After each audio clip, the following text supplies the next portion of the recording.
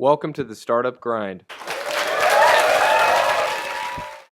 Before we get into Julep, I think to kind of set the stage, it would be wonderful to hear a little bit about the journey and what's made you the leader and the CEO that you are today. And so maybe the best place to start is the very beginning, where you grew up, what your family was like, what being a kid was like for James Carroll.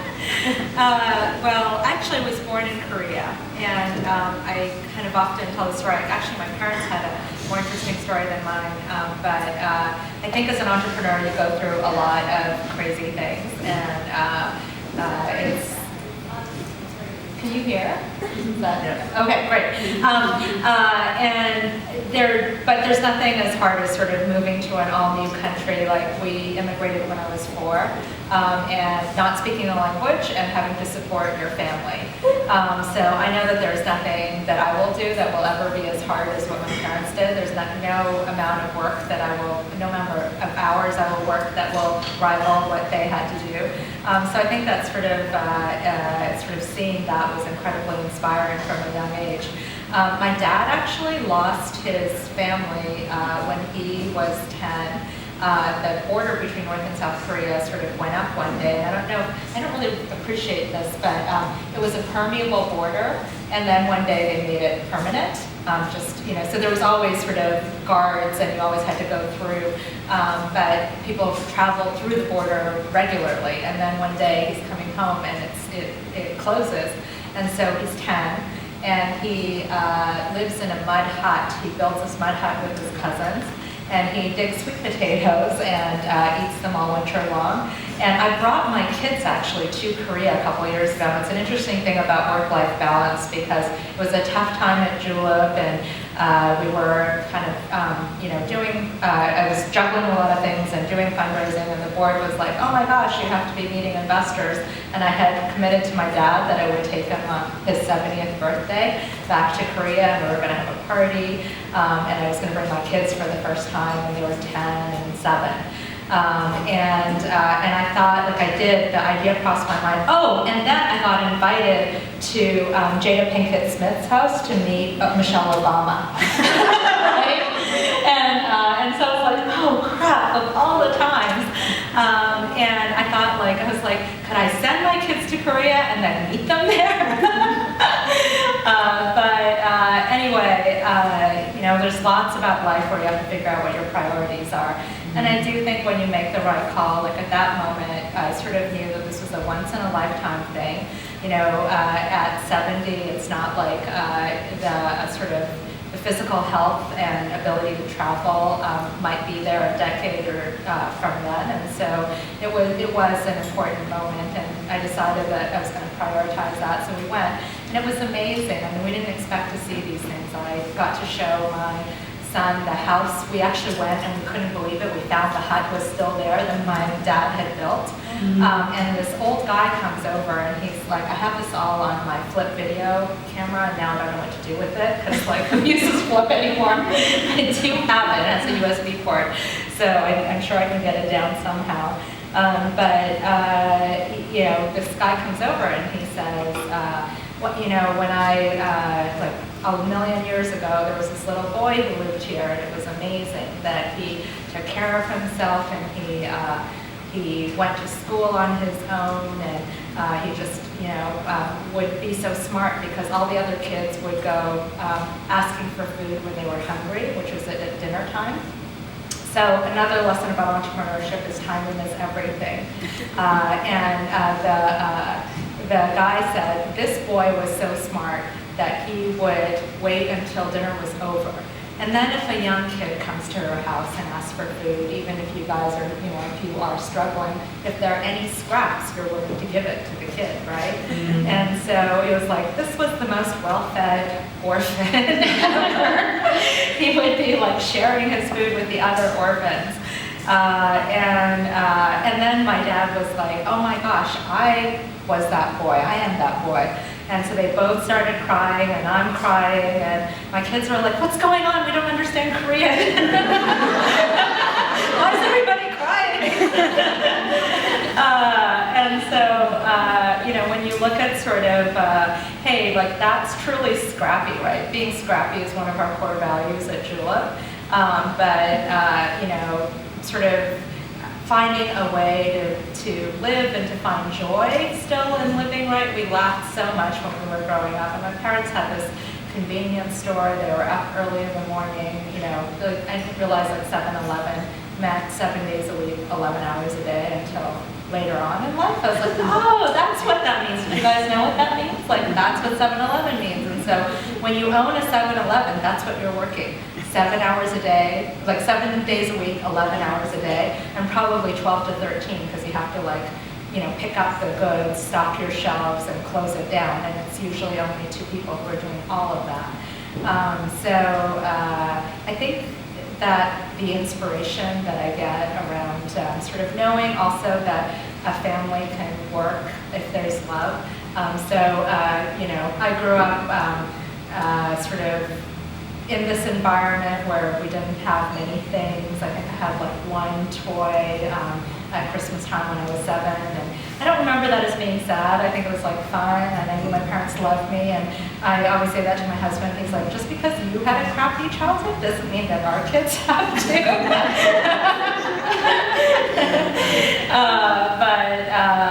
It's sort of freeing. I know a lot of women struggle with like work-life balance and am I doing the right things, and I think my mom was an awesome mom. And she worked a lot because she had to. And so sometimes when you have the luxury of making choices, it feels more burdensome. And I think we're all lucky that we have a lot of choices. I think if you're in this room, you have a lot of choices that a lot of people in the world don't have.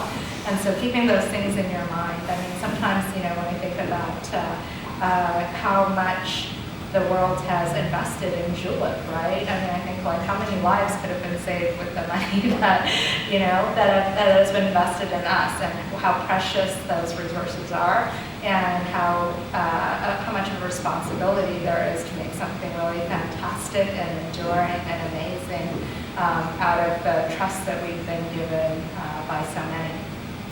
Growing up, you alluded a little bit to the family dynamics. Did you have siblings? I have 2 younger sisters, and they were born in Canada, so they're actually 8 and 10 years younger.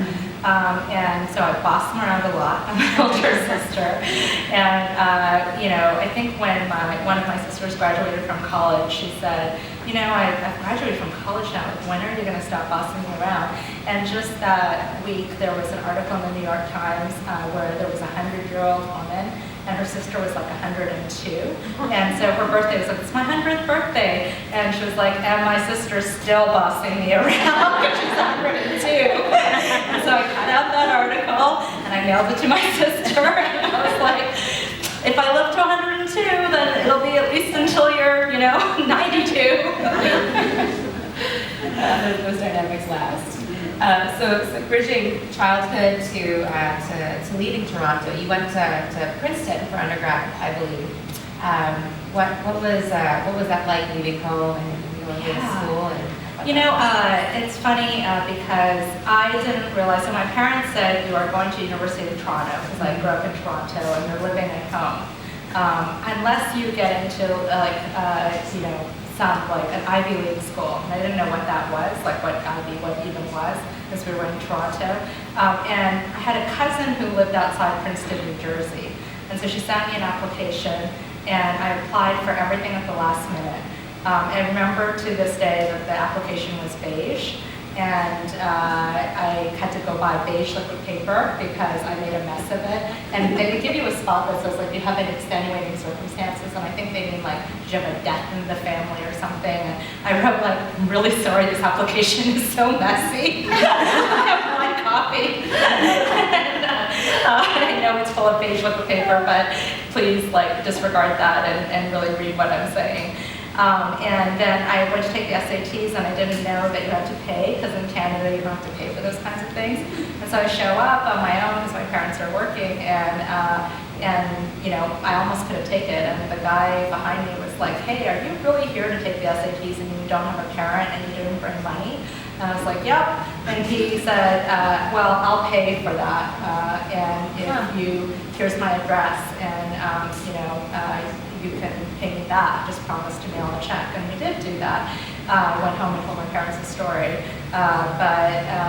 If it weren't for that guy, like the kindness of strangers, the rest of this would never have unfolded. Like, I really wish, I've thought about trying to figure out if I could go back and trace that somehow.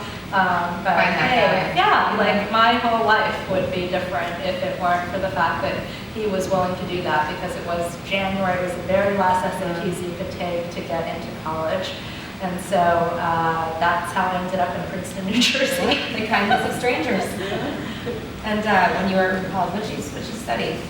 I studied public policy and international affairs, which was really the major for people who couldn't pick a major. So I got to do a little bit of everything. I actually took quite a bit of pottery classes. You come to my house, I have lots of asymmetrical plates. Wait, you still do pottery? No, I don't. I did in law school though, and I found this local potter in New Haven. I was at Yale, and I took classes with her, and I said, in college I got a key to the studio so I could go do pottery in the middle of the night whenever I wanted to.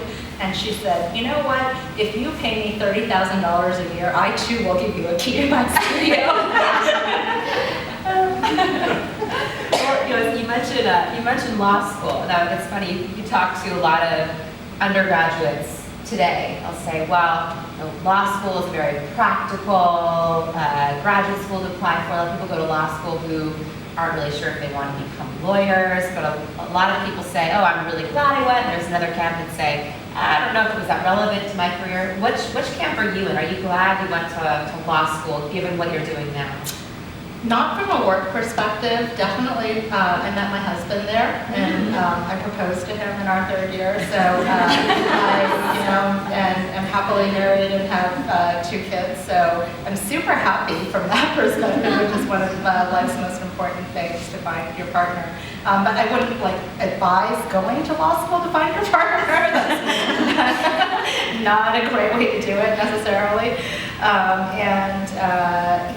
I came home from work one day when I was a lawyer, and I said to my then fiance, I would rather cut off my toe than go to work tomorrow.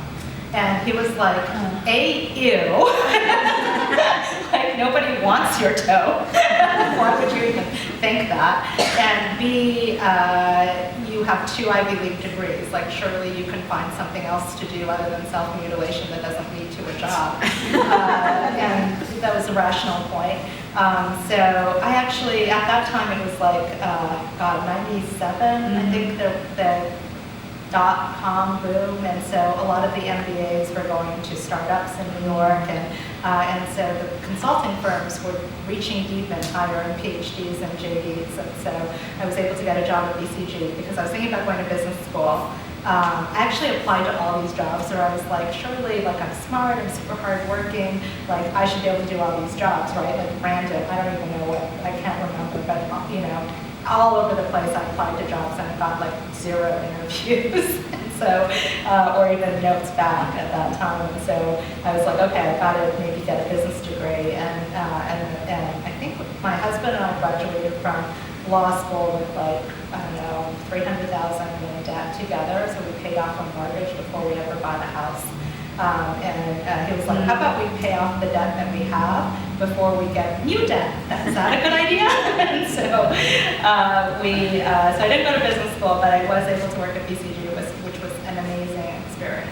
Where were you? I was in the DC office, in name, but sort of a lot of flights into a lot of different cities on the East Coast. And was there an industry specialty for you? Or was it, consumer retail. Yeah. And then you ultimately decided to make the leap to Starbucks, which was that brought you to Seattle originally? It is. I really wanted to work for a brand. So even at that point, I knew that it was really important that sort of speaking to consumers in a way that they were responding emotionally was really important to me.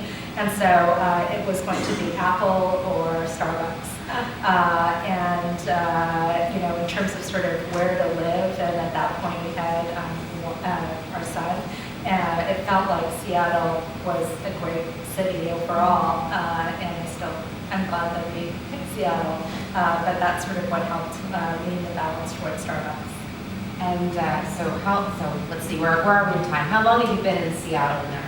I do it by the age of my son, so those of you guys are parents know that, right? So he's 13, which means like I was total teenage mom. And so he was 18 months when we moved here. So it's been, like 12 years practically.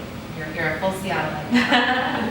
And so at Starbucks, you were there for a few years, right? Right, I was there for about 3 or 4 years. What were you doing for them? I was in the new ventures group, so we were working on launching new products and sort of the line of consumer products that we had in the grocery stores, so whole bean coffee and frappuccino and other brand extensions, and then an amazing product called Starbucks Coffee Liqueur. Which is how I learned that women lie in focus groups. So we focus group this thing like all across the country. And actually that's, to this day, at Julep, when we're doing things, I really, I like to actually test things in a way that is as real as possible. So, when people say like, do you test things? We're like, by which, if you mean, do we like, actually build it and put it out to real people? Yes, we do. Across the country, all of these women were like, I will buy that stuff. I want a case of it. It's like liqueur, coffee flavor. Yeah, it was the only real coffee flavored liqueur, like only liqueur made with real coffee on the market. It's like a million times better than Kahlua. The product was phenomenal. We were like figuring out how you could ship, these like real Starbucks espresso to Jim Beam to include in this amazing, delicious, incredible product. And that everybody swore up and down that they would like buy cases and cases of. So then we get it out to the market and we're like, hey, y'all, where are you? So what happens actually is that, hey, if you have, how many of you guys do have Kahlua at home? Right, okay. Like, are you in the market to buy another coffee liqueur? Yeah, that's exactly what happened to us. Everybody has their one, and like, oh, when you finish it, like, when you're 95, when I'm 100 and I'm celebrating in the New York Times, then maybe I'm buying another one, but until then, you're not, right? And so an important thing to know about sort of when you're building a business for a customer is to think through all of those elements of that. Like if they're like, yeah, I would totally have it, but when are they next shopping for it, right? It's super important to know that cycle. If it's a product that they buy once every 10 years, once every 20 years, it's kind of hard to be top of mind and drive a lot of market share. Well, so far, lawyer, BCG consultant, manager of a number of products at Starbucks, and then after all these years, you think, I'm going to become an entrepreneur. So talk about some of the psychology there as you were about to leave Starbucks and began to think about the early vision for Julep. That's one of the questions that people most ask, like, how do you know? And I think there are 2 times people ask that, right? Like, how do you know you want to get married? And how do you know you want to start a company? That the internet is full of stories of both of those. I think for me, actually, they were remarkably similar in that there was just one, it was gradual. So the idea for Julep was a business plan that I wrote at night for almost a year, and I never planned to do that, right? It was just like, oh, I wonder about this, I'm gonna noodle on this, I'm gonna buy a book about how to start a company, I bought, Google Marketing for Dummies, like,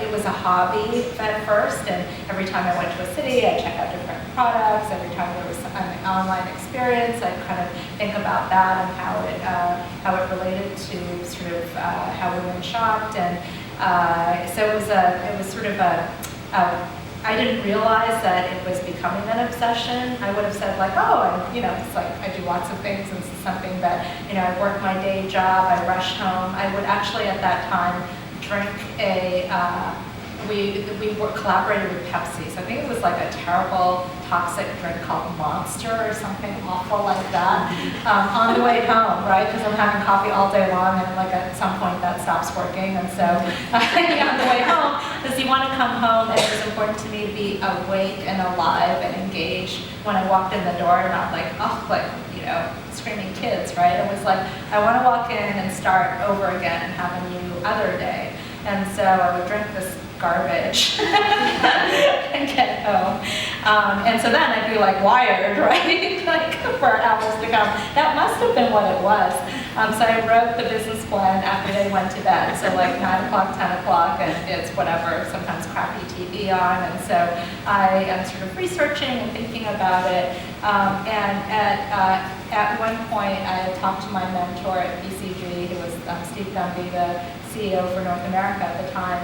And I didn't realize I was calling him and trying to talk to him about this a bunch. And he said at one point, is this like NPR? If I invest, will you stop calling me? I was like, why, yes. And what's interesting is, for those of you guys who are thinking about starting a company, if that's sort of what this is about, I didn't know the words to ask for a check. Like, if you have somebody, a mentor, your boss, like think about your boss now, and think about asking that person or your boss's boss, right? And think about asking that person for money for your company. Like, what are you going to say? Do you want to invest? That sounds like kind of impersonal. Like, I don't know. I've never invested in anything before. I don't know what the words are. Like, do you want to write me a check? Give me money? Like, what are you going to say?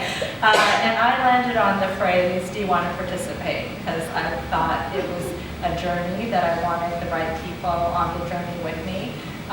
And it's funny because I was saying this to a fellow entrepreneur at some Andreessen Horowitz thing recently, and I said, how did you think about like how to ask for the check, when you were first doing angels? And he said, oh, that's easy. I just ask people, do you want to be on the right side of history? So I had a slightly different approach, but I think it was that, like, I didn't realize that I was talking about it so much, and then like the first person offered to write me a check, and he was super smart and really analytic and really like hard ass. Is this going to go online? Steve Gumby won't ever watch this, but when you have somebody like that who believes in you, it's really powerful. So I do think that hey, it's something that I tell everybody. If you find people you believe in, tell them you believe in them, because it's really important. I couldn't believe that somebody as serious would work with so many CEOs of Fortune 500 companies, somebody who was so smart and thoughtful, could believe in me. And that was a huge boost of confidence. And, I think I didn't even know how to ask for that, really. So it was a tremendous first step and gift. And then at that point, then I called up my girlfriends and I was like, should I do this?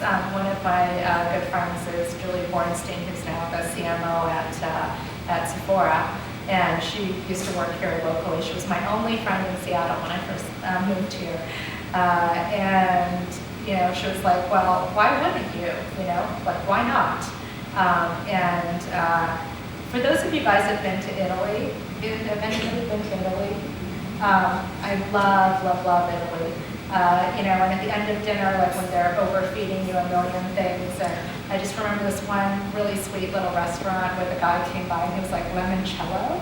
And I was like, are you kidding? And he was like, why not? And so I always picture that guy when you're, sometimes like experiences in life that are the most obvious to you is like a limoncello, why not moment. Well, I'm gonna step out of the timeline just for a moment, because you talked about this question that a lot of entrepreneurs, and I suspect a lot of entrepreneurs here in the room today have, which is how do you raise money? And you've been one of the most successful entrepreneurs in the city. over $50 million raised for Julep.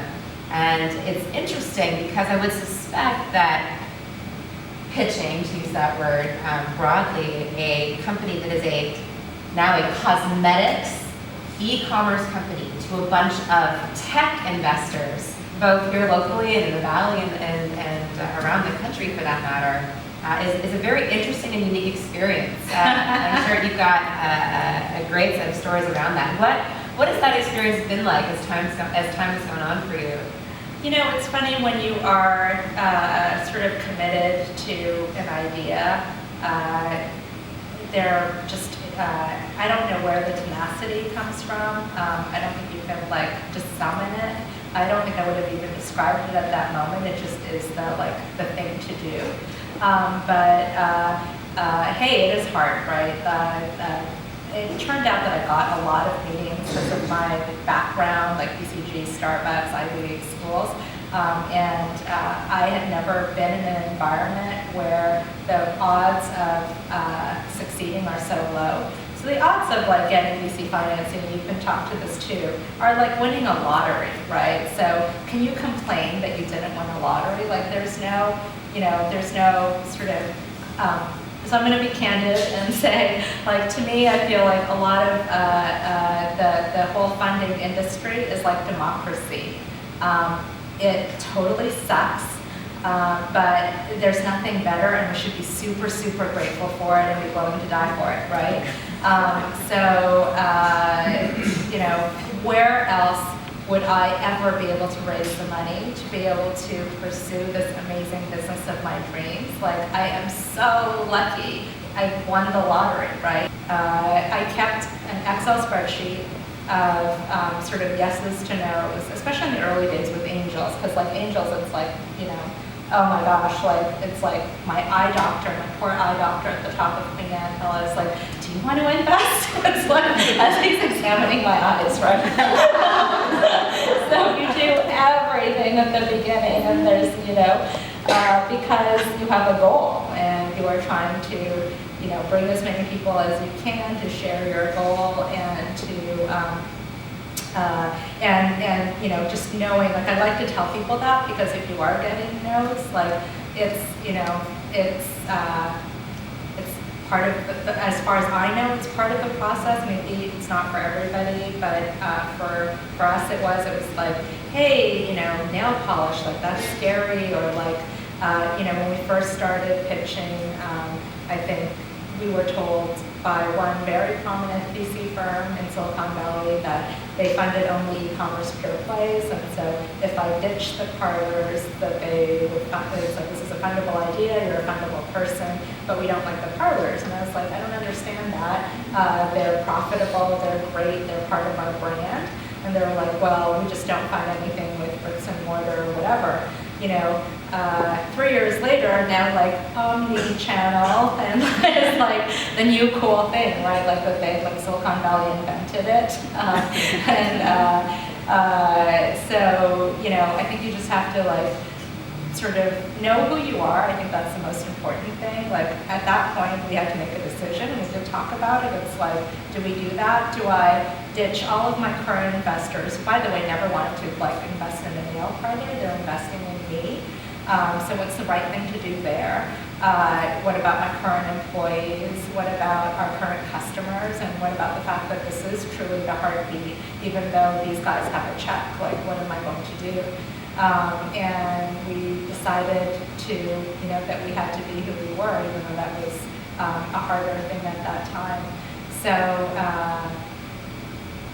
I don't think that I have any secrets. Like, I actually don't think, this is what I do all the time. So one of the best pieces of advice I've ever gotten is from my hero, Howard Behar, who was the president at Starbucks, and sort of the other Howard, sometimes people called him.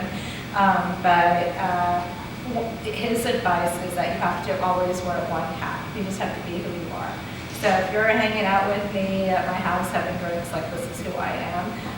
If you're sitting on the couch with me, watching Blackfish, which is my new favorite show, this is who I am. Like, if I'm at work, this is sort of I talk too much and overly candid. Like, this is who I am.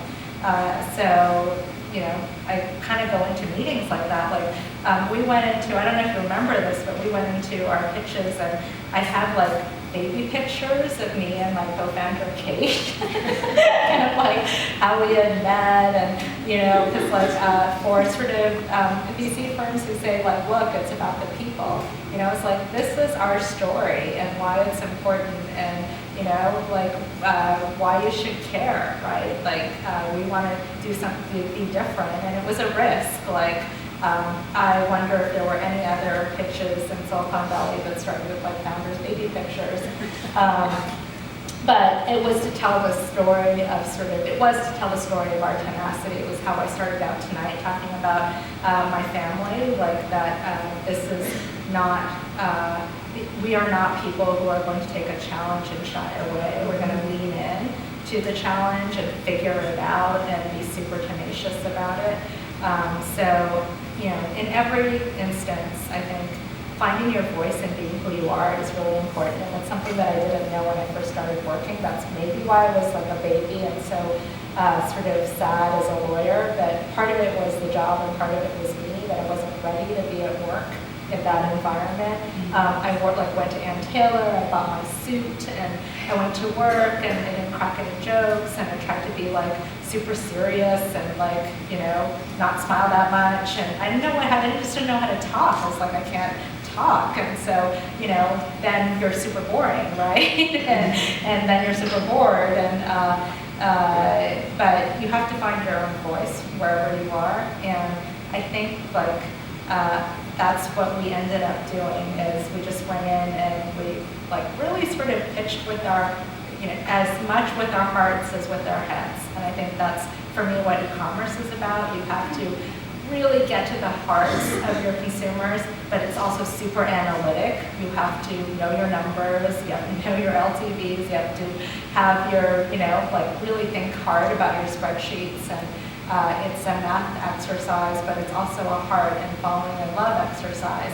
So you have to do both of those things, and I think that's what we brought to pitching, is we just sort of figured out how to say who we were and tried to magnify that as much as you can in 10 minutes.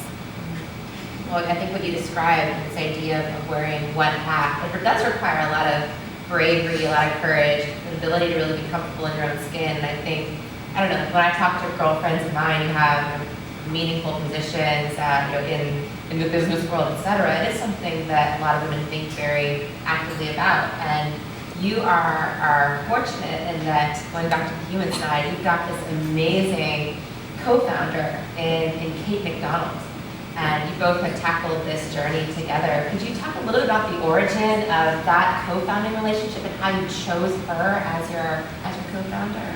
You know, honestly, it sort of happened a little bit by accident. So it's funny, she had the idea, like sort of an idea for a clean, green, like social nail parlor experience with wine. So we both shared that, actually.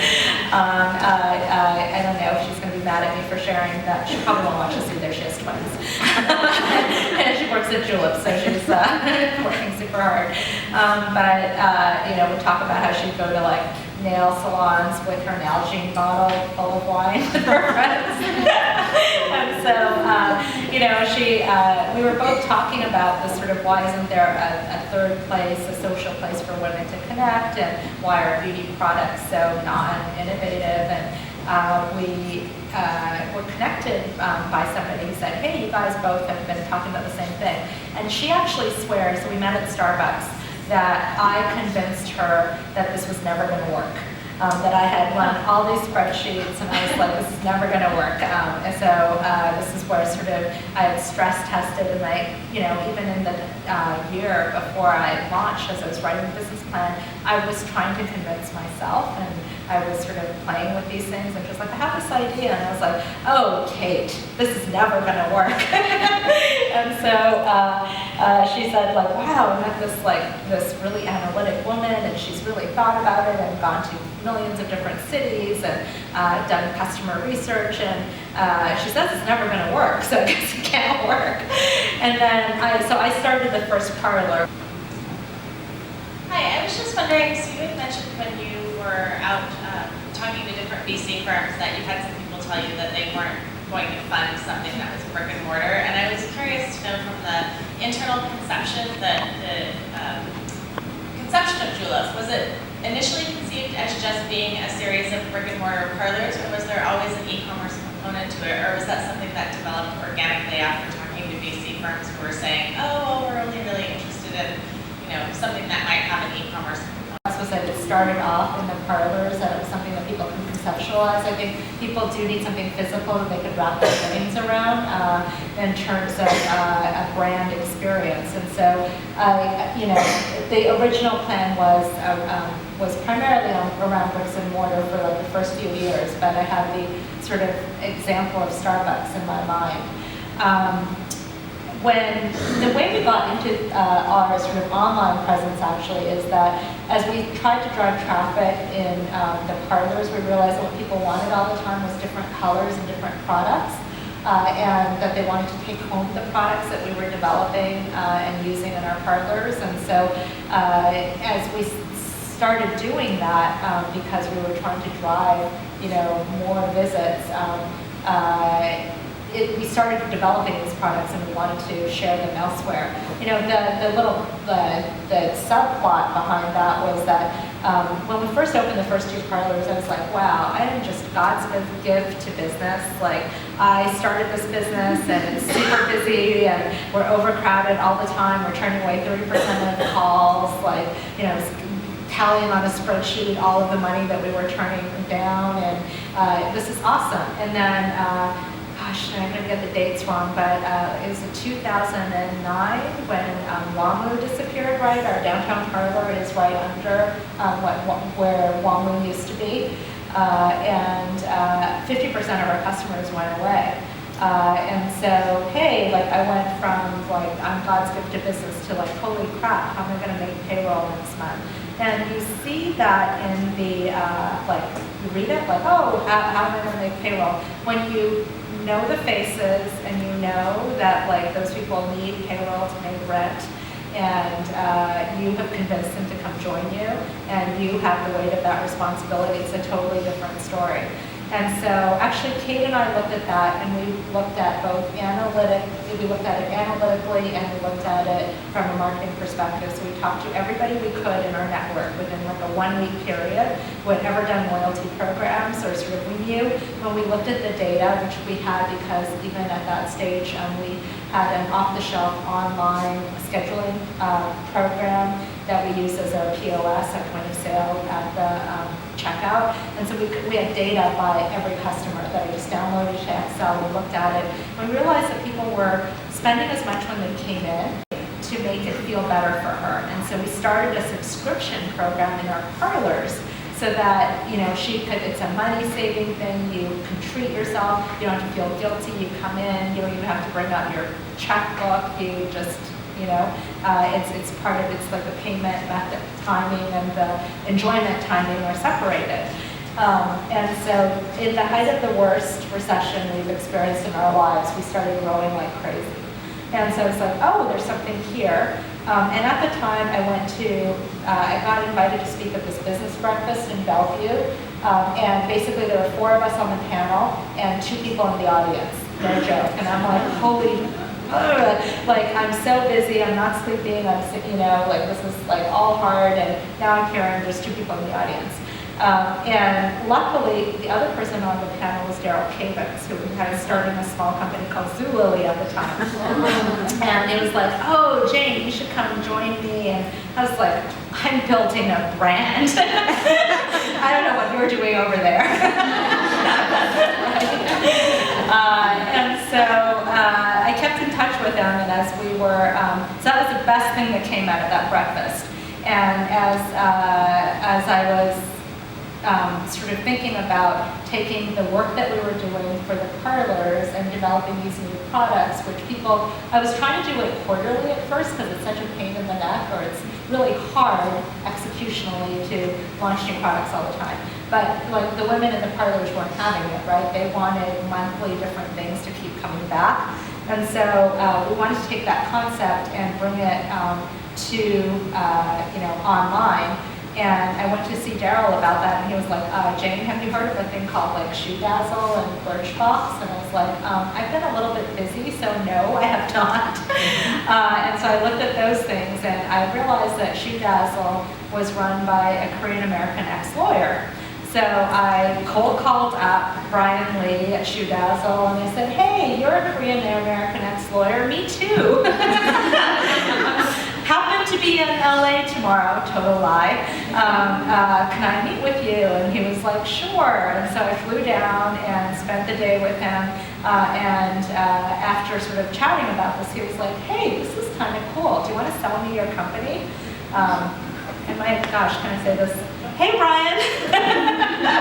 Hopefully this isn't going anywhere.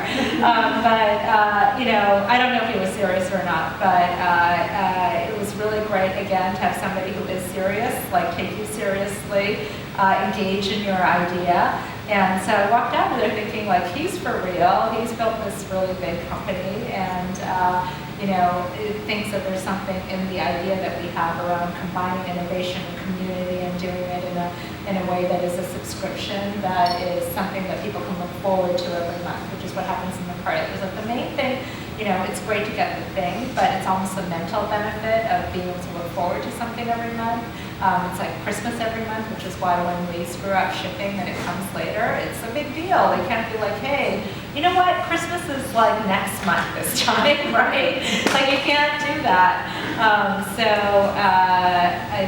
Anyway, it was around it was really the customer experience that led us into the online part. And initially, honestly, the first time that we went and sort of chatted with a bunch of VC firms, everybody was sort of like, we don't understand, you have this parlor, you want to go online, you're not an engineer, you don't have an engineering team, we don't understand what you're doing. And so I used a $25 a month Adobe Business Catalyst program to launch Julep.com. The first page was, I ran out of money before we could actually get the engineer to finish the work. So it was a JPEG that the designer had created that was clickable to the purchase page. So it had about us, look the Julep story. But wherever you clicked, it just went to the purchase page.